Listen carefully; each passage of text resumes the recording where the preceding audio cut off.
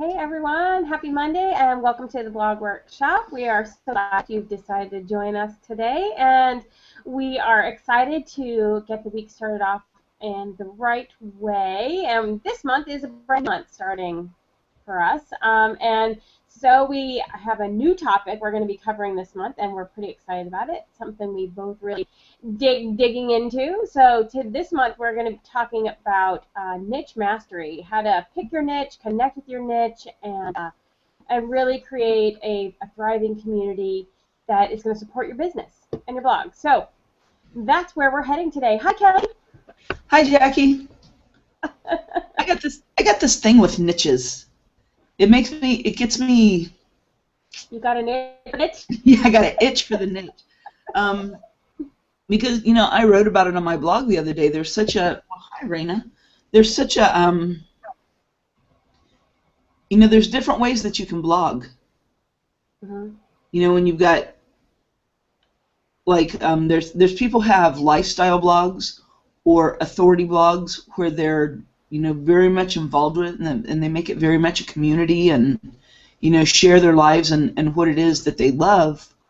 And then there are people who make niche blogs, or micro niche blogs, like we used to call them, where they pick a very, very tiny little topic and they write about that one little thing and boom, boom, boom, do tons of backlinks and get lots of traffic and, are just selling one little something, and they don't really care if they connect with their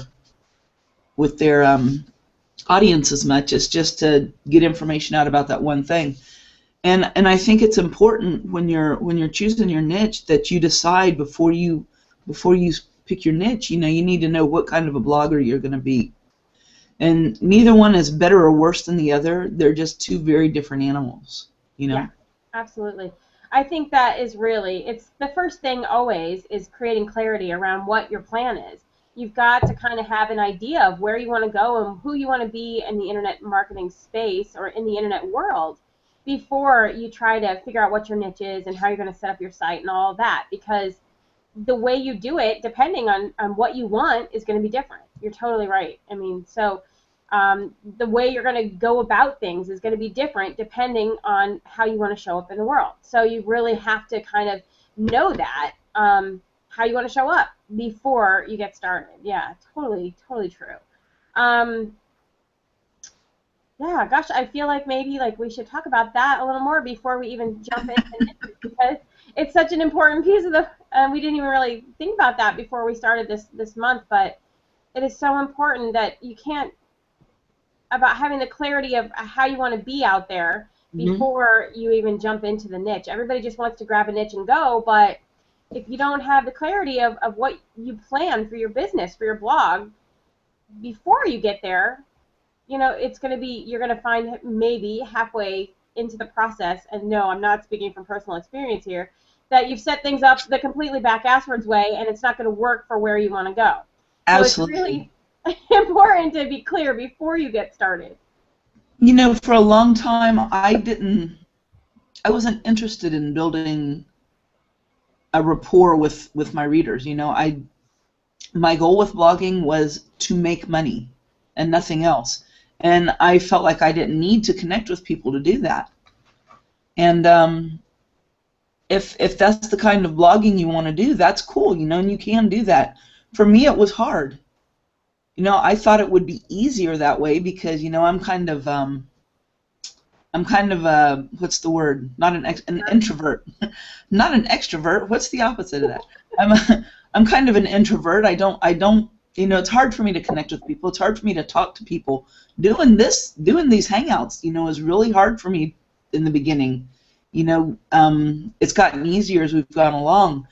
But so for me, when I first started blogging, I was like, the idea that I was going to be talking to people and getting to know people was really not what I had in mind. I just wanted to create things that people would come and see something and buy it. And but I found out that that's really hard to do because you're dependent on a lot of things besides yourself. Google, the search engines, getting traffic, all that is way harder when you're doing it that way. I think. To me, it was. And I think that as time goes on, it's getting harder and harder. Every update that Google does, it gets a little bit more difficult to go that route and to use that model. So the other option that you have is to be you, and that's kind of where this whole picking a niche thing comes in. Somebody in our mastermind group earlier this week said, or earlier last week, asked the question, like, can I just, have a product and sell it online, even if I haven't used it? And yeah, you can. And my question to her was, why would you want to? When you have, this woman I know has so many skills, she's involved in so many different things, she's connected to so many people in specific ways that I didn't really understand why she would want to even try that, because she has so much leverage just being herself that she could be using that would make it so much easier to have success much quicker than to just try to make a ton of backlinks to this thing that she doesn't know anything about. So I forgot where I was going. Well, those are mistakes that people make, is getting involved with something that you don't really know about. And I did that, myself. Because when you're doing a blog in a niche like that, a micro niche or a niche blog on a topic that you don't really know about. Hello, chainsaw sharpeners. Yeah. You have to keep in mind, or bicycle trainers, you have to keep in mind that you're going to be doing a lot of writing about this topic. Where are you going to get all that information? If you don't know anything, you've got to get that information from somewhere. So that means that everything you write is secondhand information. It's not your own experience. It's not something you know. It's something you're copying from somewhere else, either the manufacturer, other blogs that you read, maybe books that you read. Comments off on. What's the customer reviews, maybe, like if you go into Amazon and read about a product or something, you look at the customer reviews and see what people say about it. But you're basically just regurgitating this other information that's already there on the internet for people to see. So what really is the value in your blog when all you're doing is putting in things that are already out on the internet? If you don't have your own information, you've got nothing new to say. Right. And so that kind of reduces the value of what you're writing. And it makes it really hard to be able to write about it in forums or go and make comments on other people's blogs, doing all the things that you have to do to get traffic to your own blog. Right. Because yeah, you can't go to a forum on something you have no experience in and fake it. The people that are there already know stuff about this, and if you go in there trying to fake it, you're going to look like a fake. And nobody's going to come to your blog if you look like a fraud, That's totally true. So your other option then is to create more of an authority site, a community site, if you will. And for me, that's always been the easiest thing to do. I mean, I've had plenty of both types, and this has always been the easiest one because you get to jump into something that you're already doing, something that you already like, or maybe something that you want to learn about and share your journey.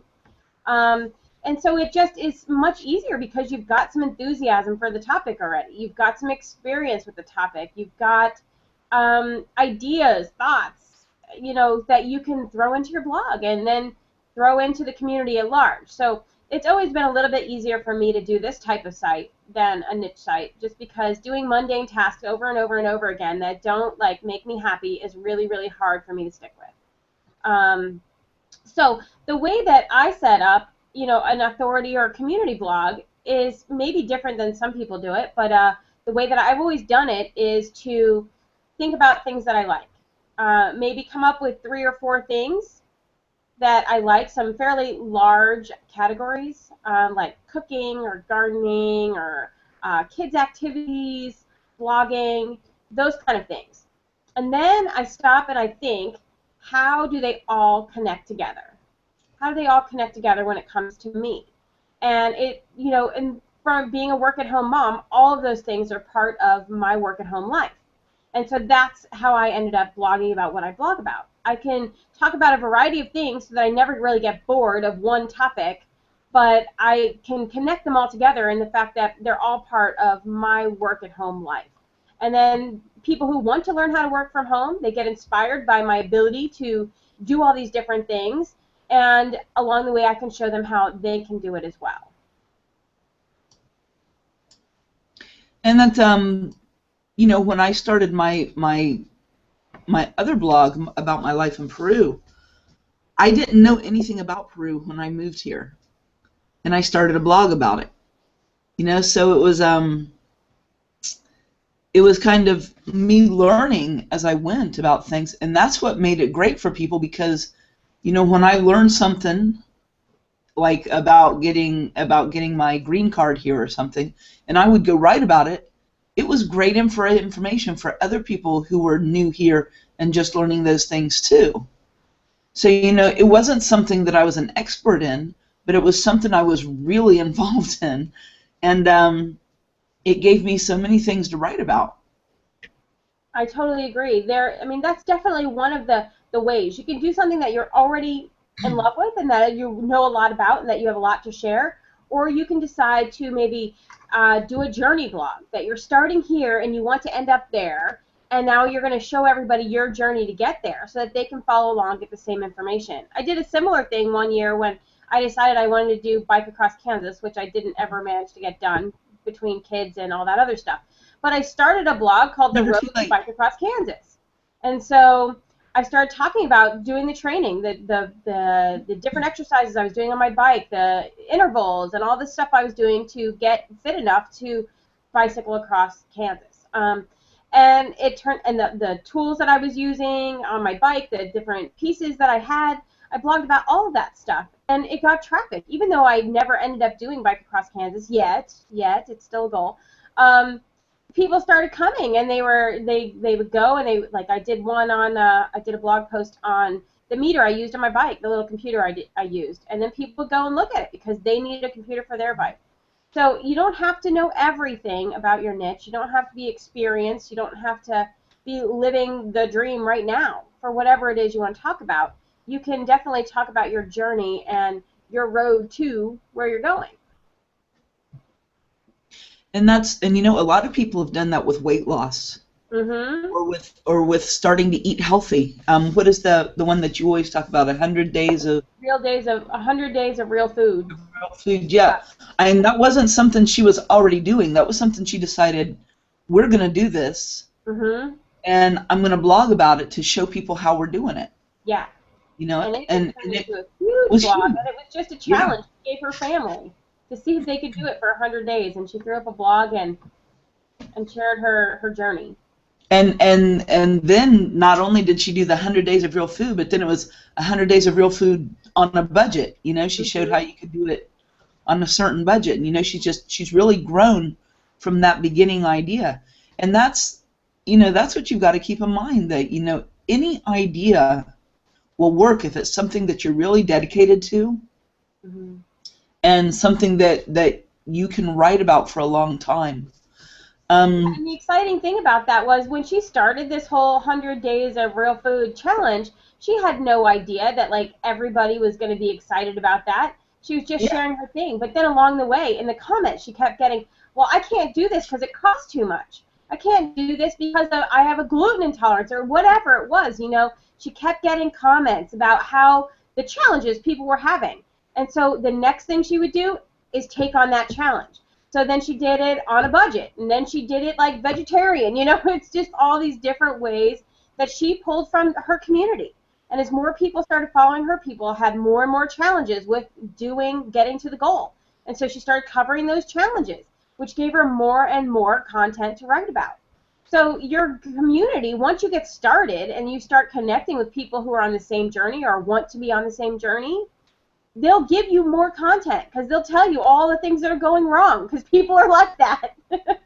And then you can just start helping them to fix, or get over those hurdles that they're having in their journey, which you may or may not have had, but somebody's going to have a problem and they're going to tell you about it, and then you can help them fix it. And you get to help them fix it. That's the great thing. That's what I love about having a community around your blog is, I want to help people. My blog now is about helping people create a successful blog, a successful or profitable blog, depending on, what your idea of success is for your blog. Your idea of success might just be to have a lot of people come and read your blog every day, or it may be to make a lot of money. Whatever it is, I want to help you do that. So that's what I blog about. And I love it when people come to me and say, yeah, I love this that you wrote, but I had this problem with it. I love that because that gives me a whole new blog post. I'm like, thank you. Thanks for the question. That was awesome. So, and things like that, you might not think of it as, when we talk about an evergreen blog topic, it's something that has interest in it forever. It's something that never goes out of style, sort of, and that's what's great, is that people are always coming up with new problems. Like if you're in recipes and stuff, there's always new fads with food that are coming up. Like I've seen a lot of people lately, like for the holidays, everybody was doing red, white, and blue foods for the last month. Everything's been red, white, and blue food, putting sprinkles on stuff or making it with Jell-O or whatever. Sometimes you'll see this, like if you look at a lot of recipe blogs like I do, you'll see like all of a sudden everybody will be using Reese's peanut butter cups in a bunch of different desserts. Or all of a sudden everybody's got stuff with Oreos. You see like little fads like that come up. For a while it was roasted vegetables. Everybody was using roasted vegetables for something, so. Yeah. So you start seeing those, it's summer, you'll start seeing people using a lot of summer vegetables now, So there's always new stuff that you can be adding with any kind of those evergreen topics. You start finding those little, I don't want to say fads, but things that come and go throughout the year, seasonal stuff, that always gives you new things to write about. For sure. It's funny, I was just talking with a blogger friend of mine the other day, and I think this is one of the things that people fear the most when they try to do a journey kind of blog is, what if it doesn't happen, or what if it doesn't go the way it's supposed to go? Anyway, this friend of mine, she has a healthy lifestyle kind of blog, and she's been journaling her weight loss journey, and she's been on a plateau for a really long time, and she's like, I think I need to change my blog now because it's just not happening anymore. And I'm like, oh my God, please don't do that. And I'm like, do you know how many people out there hit a plateau? Do you know how many people quit their weight loss journey because they hit a plateau? It's so many. I'm like, you need to shine and be an example of how you stick with it and how you get through it and how you kick it in the head and just keep going anyway. Please don't change your blog because you're stuck. But yeah, the thing is that people are worried. I worry when I started a work at home. Like, what if I don't make money? What if I don't, what if my blog never gets traffic and I'm trying to teach people how to do that? What if? If you let those what ifs stop you, you're never going to get started. And it's the getting through the struggle, getting through the stuckness that people are really going to appreciate. Yeah, and I think, that's something else to keep in mind there, is that getting started is 99% of the battle when it comes to blogging. Once you get started, you can change your direction as you go. If you aren't like super, we do this all the time. I know my blog, the things I'm writing about in my blog right now, if you look at the things I was writing even back in February when I started this blog, the things I'm writing now are different from the things I was writing back then.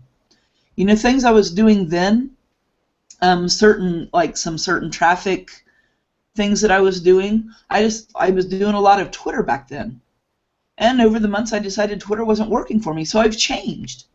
I'm not writing about Twitter anymore. Those things that I wrote, it's still good information because it will work for somebody.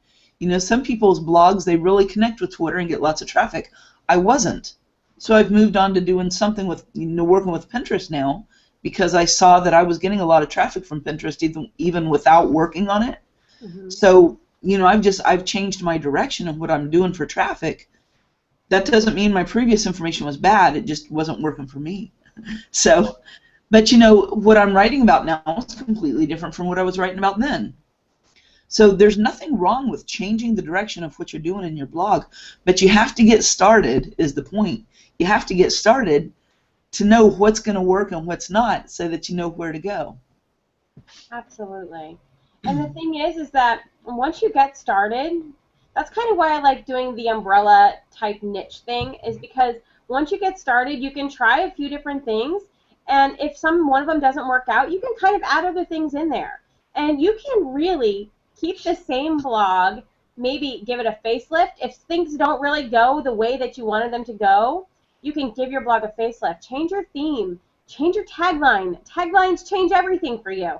And you can, please believe me, I mean, I've done it probably 20 times in the last few years, trying to find what's going to work for me and what is going to feel good to me.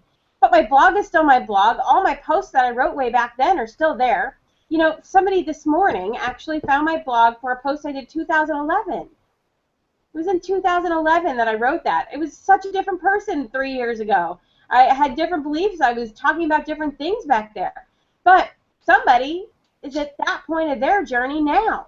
The point that I was at 3 years ago when I was talking about those things. Somebody's at that point in their journey right now.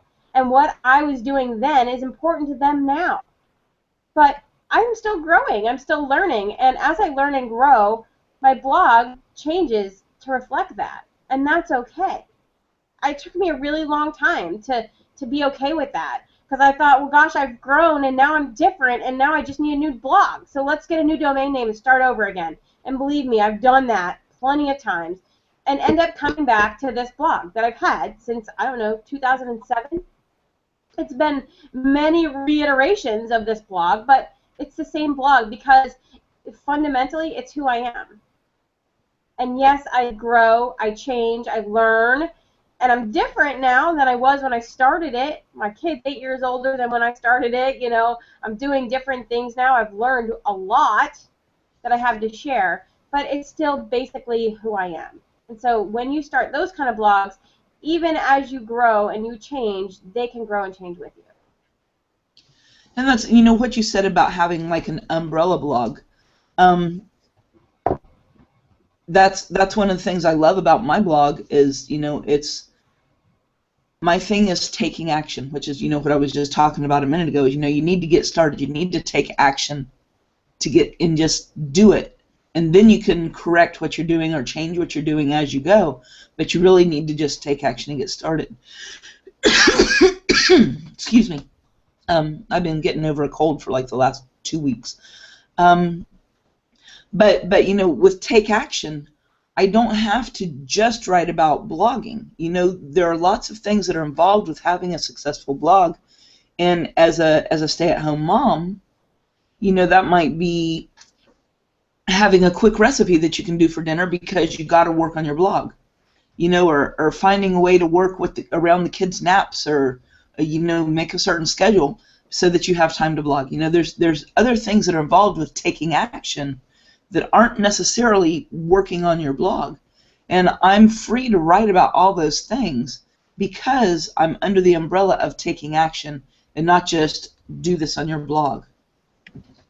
So let's get like a little bit more nitty-gritty. We only have a few more minutes, but how do people do this? Like my favorite way, seriously, and I have a couple blog posts on my blog about this, is to get a big piece of paper, lots of colorful markers, and sit down on the floor and really think about the things that I like the things that I'm passionate about, the things that I like to talk about. If I wasn't blogging about and I was just talking to a friend, what would we be talking about? And kind of write those at the top of the page. And then you kind of look for a way that you can connect those dots. You can also think about, like, who am I?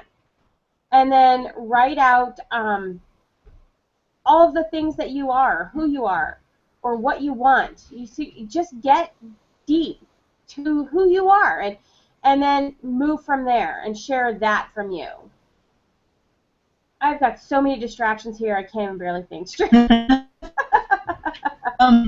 know, think about hobbies, things you like to do in your spare time. You can write about any of those things. If you went to college, you know, and you have special training in a certain field,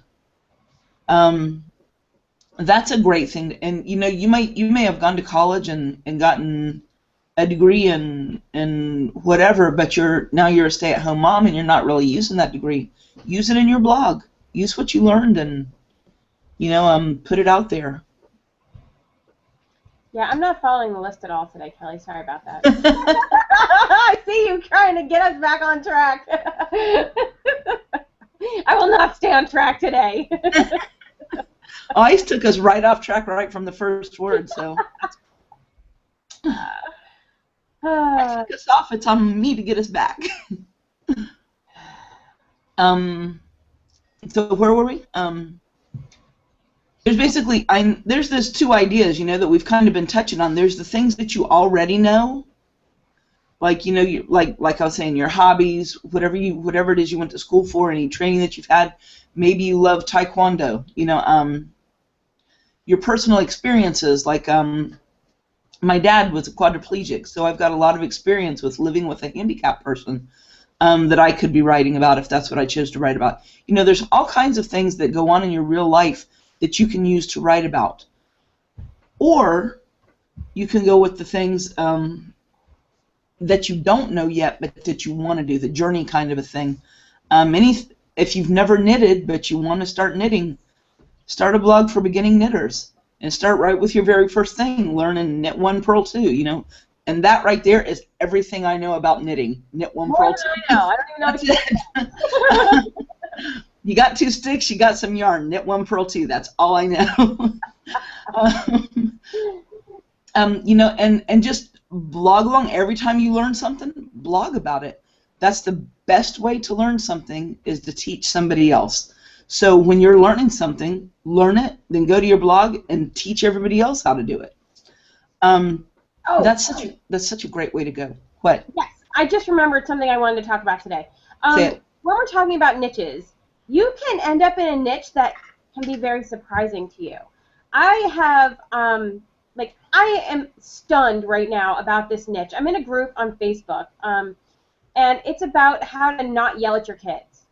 And, I think that people who yell at their kids think they're the only person in the world that yells at their kids. They're awful people, they're terrible parents, and everyone, would throw stones at them if they could. So there's this group on Facebook, and I found it one day, and because it's absolutely something that I work on, and all of a sudden this lady, she's got a blog about this topic. I mean, really, it's about this topic. So there's a group, and there's just a couple hundred people in there, and I'm like, wow, that's pretty cool, a couple hundred people. And then it grew and grew and grew, and then one of her blog posts went viral, and over the weekend, this group is now over 10,000 people strong. It's nuts. Like, my Facebook feed, let's not even go there. It's like filled with a million people talking about this. But the thing is that I never would have sat down and wrote on a piece of paper, I'm going to talk to people who yell at their kids and don't want to do that anymore. That's not like something I would have just thought of out of my brain. So sometimes you just end up doing, like, talking about being a work-at-home mom, and you might write something about a struggle that you're having and how you're overcoming it, and then boom, you find a group of people who need help with that specific thing. And you never would have guessed that was going to be a 10,000 person strong niche when, like, you started, but because you started and you started writing about the things that were going on with you, you ran into that and you saw firsthand that overnight 6,000 new people joined your group and really need help with that situation. I'm stunned that is such a huge audience and how fast things can change. The thing is that I've been in this group for a really long time, and it's been around 1,000 people for a really long time, and then boom, 3 days, 10,000 people.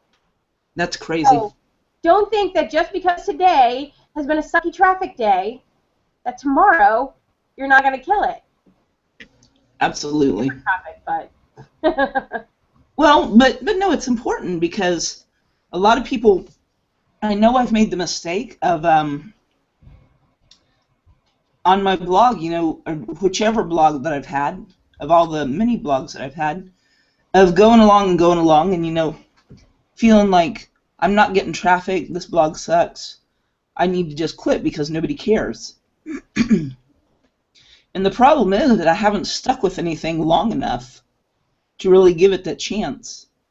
and if you're really committed to blogging about something, I honestly believe you need to give it at least 2 years before you give up on it. I mean, if I hate to even think about giving up on it, but you know, I've seen so many people that I've been studying this more because I'm writing about it now. So I've been studying more about other people and their blogs and their growth, and I've seen at least 5 or 6 people now who have talked about people who have successful blogs, and I can't, God, who was it? I can't remember who it was now, but he even put like a chart that showed the traffic from his blog, and it was like a very small, slow growth. Oh, I'm showing that backwards. A very small, slow growth, and then all of a sudden, right about 2 years in, it all of a sudden just went boom and went sky high. And he's not the only person I've seen that's done that. I've seen several people who have put their traffic up and had a little bit of growth, very slow, very steady for about 2 years, and then somewhere around 2 years in, it just shot off. Yeah, there's definitely a tipping point, and it's all the work that you do at the beginning that creates that tipping point. So you have to be willing to do a lot of work up front so that you can do less work later. But exactly. It does happen, but you have to be putting the work in and the effort in now. My goodness, we're up. Our time's up. And don't get discouraged. Don't. Okay. Don't. Yep, let me say one last thing. Don't think that just because you've been blogging for 2 or 3 or 4 months and you're not getting as much traffic as you think you should, don't think it's because your niche sucks and nobody likes it and that you got to do something different. You got to give it time. Stick with it. If it's something you love, stick with it. If you decide going into it and you just, after a few months you hate it, yeah, go ahead and change if it's just something you decided you really hate and you can't do anymore. But if you're writing about something you love, stick with it. Give it time. Yeah, and just find different ways to connect with the people who are interested in what you're doing. I think a lot of times we start a blog and we just think people are going to show up just because we're writing and we're publishing, and that's not how it works. You have to actively go out there and connect with those people. And there's a million different ways to do it. So if you're doing one thing and it's not really working, just like Kelly's Twitter thing, if you're doing it for 30, 90 days and it's not working the way you expected it to work, then try something different. Because there are literally hundreds of different ways that you can connect with your audience, and until you've tried them all, you have no reason to quit, because the one that you didn't try might be the one that would blow you up. So yeah, you never know. I might blow up on Instagram one day. Yeah, maybe. If I ever take a picture. That's hilarious. All right, guys. Well, thank you very much for sticking around and being here with us on Blog Workshop this week. We'd love to see you every Monday morning, and we will be here again next week, same time, same place. Well, I'll actually be in Tulsa, but we'll be here for you. And we'll see you then. Have a great week. Bye.